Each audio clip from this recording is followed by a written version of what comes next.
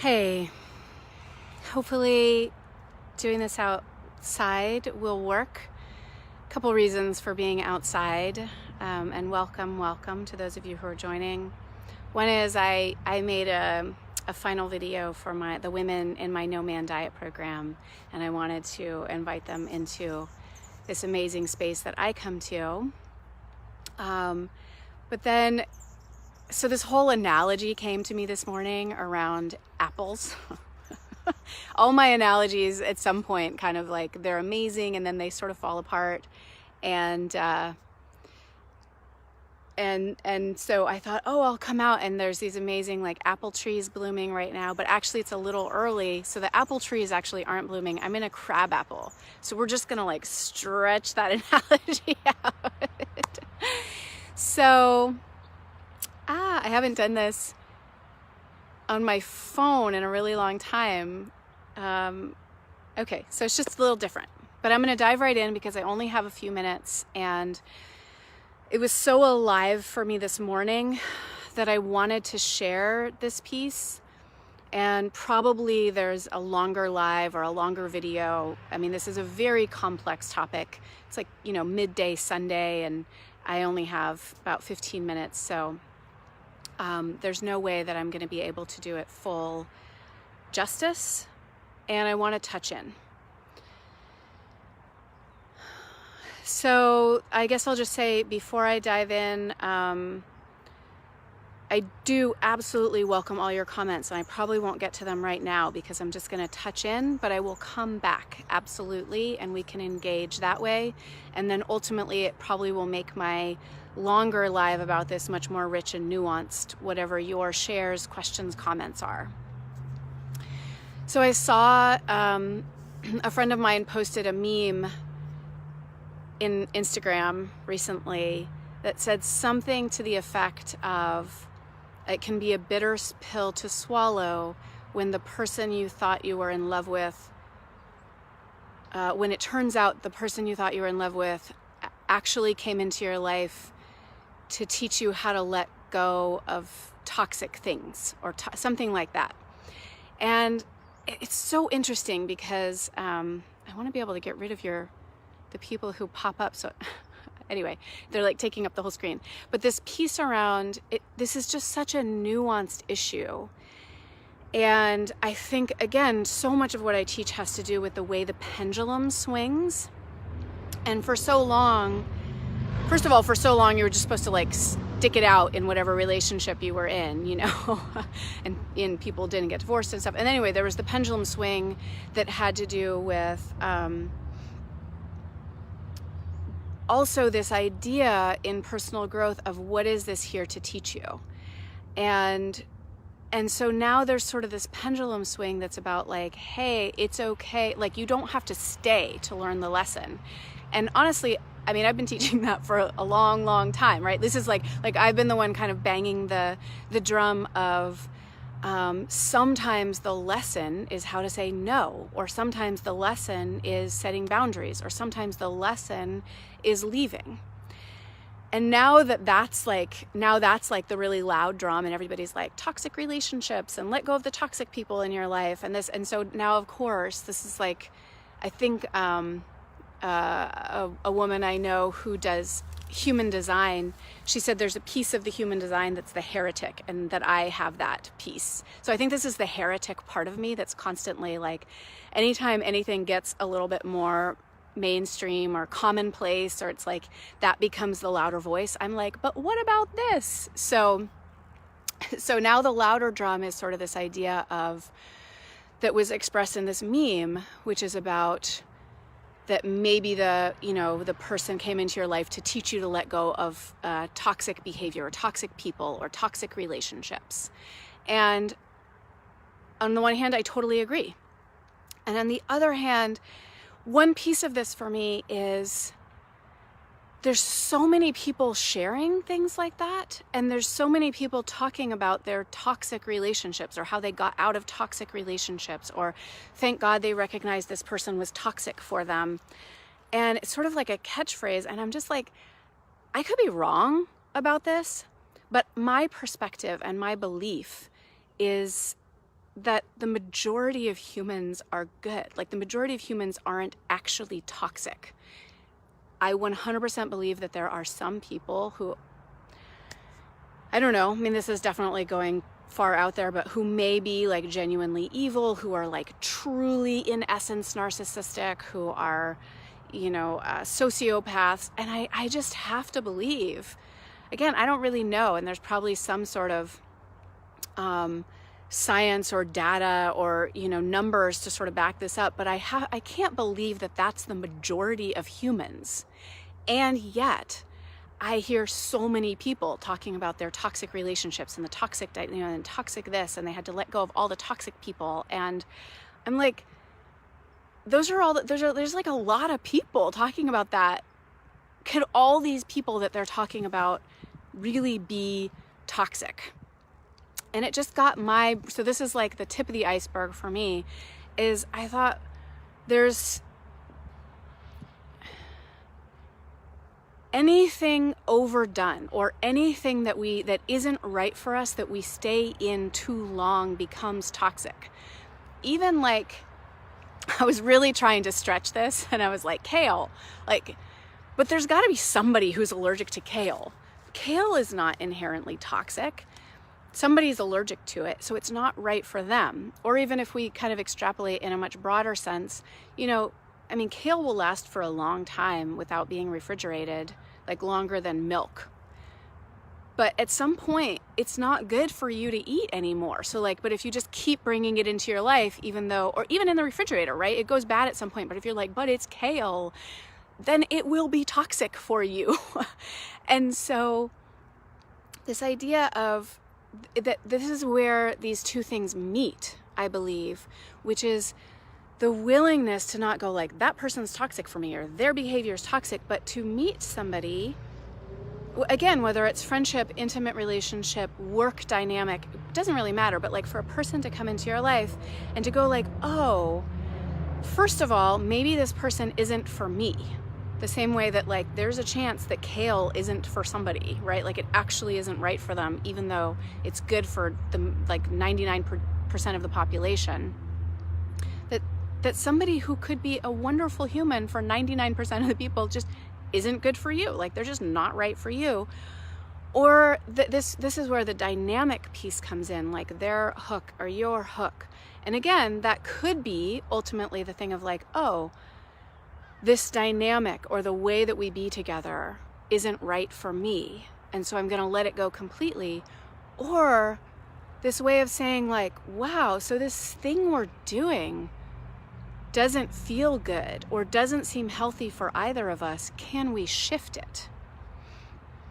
And again, I actually believe, even looking at the full extreme, if somebody is behaving in what might even be classified as a truly toxic way, or on the abuse spectrum, or there's their dynamic shows up that actually it's our staying. This is so tricky. Oh man, I hesitate to talk about these things. So if someone if you have been in a dynamic where someone truly was abusive, anywhere on that spectrum, I don't even want to get into weighing what's abusive and what's not, right? How they behaved towards you is never your fault. Every human has the responsibility. That person also has full responsibility for how they treated you, for how they behaved, for what came out of their mouth, for what they did. And I just want to give an and here, because we also have to take some of this, I want to say the responsibility, but this is also where we take our power back. They are 100% responsible for how they act.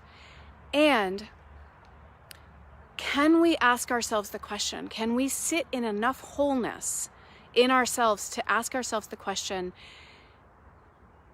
if I saw some piece of that, if I knew in some way that it wasn't right for me, that person, that dynamic, and I stayed, is there any way that even made them, that's where it gets really tricky, but that they never would have even had the opportunity to act that way if I had set a boundary sooner, if I had left sooner, if I had said, you may not speak to me that way, and when you're ready to talk in a calm voice, I will talk to you.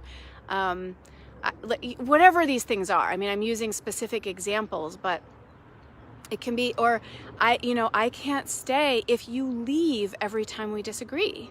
That's a certain toxicity also, right? The being left, the being abandoned.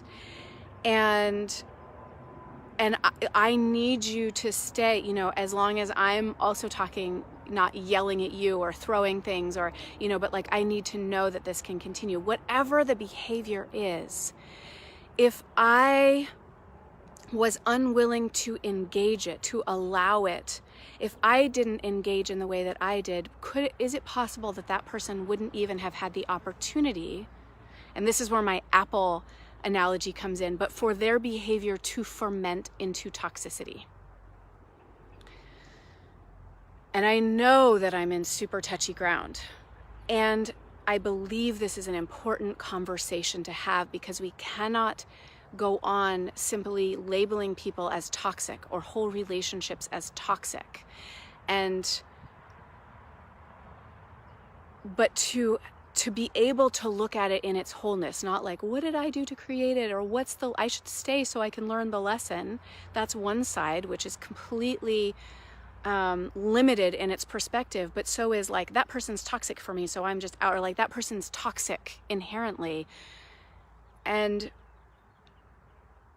even this word toxic, like, what if we just said, what if it didn't have to be that harsh in order to say not right for me? There was a woman in the No Man Diet who was actually sharing about this recently, this idea of like, what if I didn't have to come up with all this, what if I just wanted something different? And what if our staying inside of something that is not what we want, even outside of like, is it good for me? Is it healthy? Is it toxic? Have I let it, go to mold?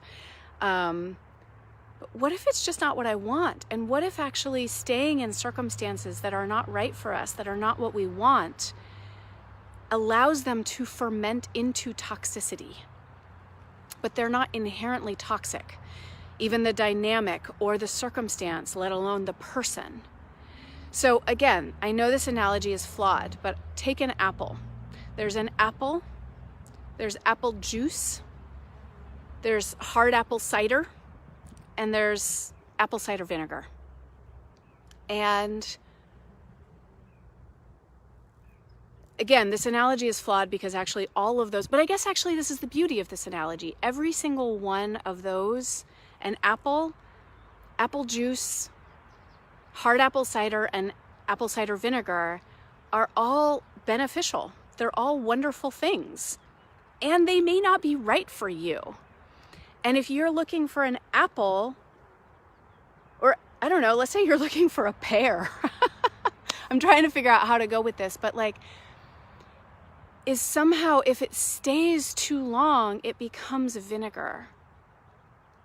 And it becomes not that's like we want the whole apple, but if we allow certain things to go, or if we don't, if we don't relish it in what it is, or if we allow certain things to happen, or if we bring our own weird kinks into a dynamic and that person responds, like, ultimately we've allowed it to ferment into vinegar, or it becomes hard apple cider and we get a little like drunk and tipsy and we don't know how to relate anymore.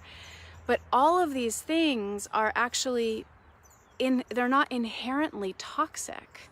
It's about how long they sit that ferments them into a certain thing that could still be beneficial to us or to another, and it might be time to let them go.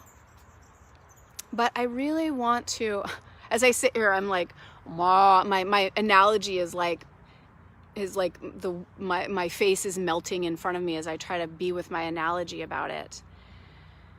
And the tricky piece is none of us are pure apples at this point. Even if we're in our 20s or we're teens at this point, like, all of us have lived life too long to be just an apple, but we are all still whole apples at the same time. But we're all of it. We're like the whole apple just picked from the tree. You know, we are the apple juice. We're like the sweetness of the apple juice. We are the hard apple cider, and we are the apple cider vinegar. Like, we're all of that. We have all those aspects. And then the question becomes, which part actually serves ourselves and each other in each moment? And if somebody is like full-fledged apple cider vinegar and we're like, oh, I want an apple, that's sitting around and going, either saying, oh, I should keep them because they were an apple once, or saying like, they're toxic for me because they're apple cider vinegar and I'm so glad I learned the lesson of letting go of toxic things. Like, neither of those is true. They just are what they are. And again, I don't say this to try to sweep under the rug or, you know, pretend that real abuse doesn't exist, or even that there isn't this small segment of the population that is like truly means badly for other people. I know that exists. And even people who are doing harmful things, I don't believe are in that segment. But then there's like another relatively small segment that are like out there doing truly harmful things from their own brokenness. But I think, and then there's like, you know, again, it's truly, it's like this thin slice of the population that's just amazing all the time and knows how to, you know, meet every circumstance with grace and ease and wholeness and what's right for you and what's right for them and serve in every moment. That's all, like, none of us are. That's Dalai Lama level, you know, enlightenment. And let's just face it, that's a handful of people on the planet right now. The majority of us are somewhere in the middle. And we all do shitty things, and we all do amazing things, and we all make mistakes, and we all meet moments with absolute grace and generosity, and our capacity to do our own work, to come to a place of stability and inner wholeness, and so that when someone brings us apple cider vinegar and we want an apple, we don't dismiss them as toxic, nor do we try to pretend like they're an apple. Or we find out, is the apple in them somewhere? Do they have that part also, or are they committed to being apple cider vinegar or hard apple cider? And it becomes more of a dance that includes all of those memes, which is about what is this here to teach me and what can I learn? And sometimes the lesson is leaving. And it includes all the gray area in between. And it includes our capacity to dance with it, that it's not an, you know, I made a commitment and I have to stay here forever, or I have to let go at the first sign of toxicity. But that we just have a lot more choice. Like, we have to, I believe that a huge part of where my joy in life and my power in life comes from is that I trust myself enough to know that I actually can meet most circumstances. I mean, I really feel like I can meet all circumstances.